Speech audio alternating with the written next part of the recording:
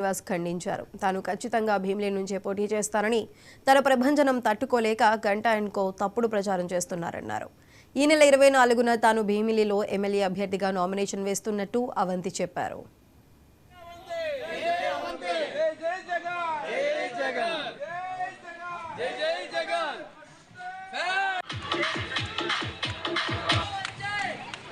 It's odd how in an instant they ఈరోజు ఎన్నికల ప్రచారంలో భాగంగా భీమిలి నియోజకవర్గం జీవీఎంసీ మధురవాడలో 5వ వార్డులో సాయిరాం కాలనీ తిరుగుతున్నాం. మరి ఎక్కడికి వెళ్ళినా ప్రజలు అఖండ స్వాగతం, అపూర్వ ఆదరణ చూపిస్తున్నారు.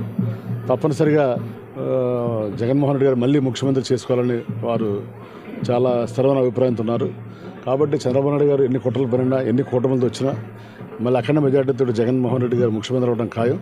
అదే రకంగా భీమిలి నియోజకవర్గంలో కూడా ప్రజలందరూ కూడా మళ్ళీ 5 సంవత్సరాలలో 2,500 కోట్ల రూపాయల సంక్షేమ అభివృద్ధి కార్యక్రమాలు చేశాం.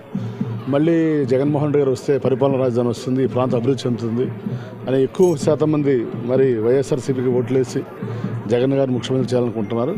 అదే రకంగా భీమిలిలో ఎక్కువ మెజార్టీ సాధించి మరి భీమిలిలో వైఎస్ఆర్సీపీ జెండా ఎగరవేసి జగన్ గారి బహుమతికి ఇస్తామని తెలియజేసుకుంటూ ఈ కార్యక్రమంలో పాల్గొన్నటువంటి మా వార్డు నాయకులు పోతుల హనుమంతరావు గారు, అలాగే ఇక్కడ స్థానిక నాయకులు అందరికీ పేరున కూడా హృదయపూర్వక నమస్కారాలు, ధన్యవాదాలు తెలియజేసుకుంటూ సెలవు. మన్యం జిల్లా